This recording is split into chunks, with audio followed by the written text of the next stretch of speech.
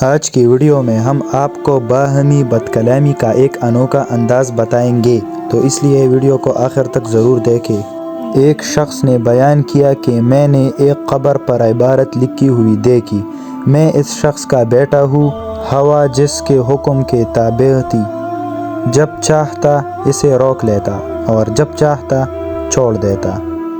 راوی کا بیان ہے کہ میری نگاہ میں اس کا پچھاڑنا بڑا معلوم ہوا، پھر میں ایک دوسرے قبر کی جانب متوجہ ہوا جو اس کے سامنے تھی،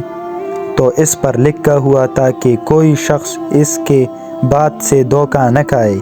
اس لیے کہ اس کا باپ ایک لوہار تھا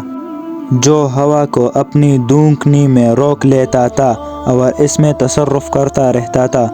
راوی کا بیان ہے، مجھے ان دونوں پر بڑا تعجب ہوا کہ یہ دونوں مرنے کے بعد بھی باہمی گالی گلوچ کر رہے ہیں۔ ایسے اور ویڈیو دیکھنے کے لیے ہمارے چینل کو سبسکرائب کریں۔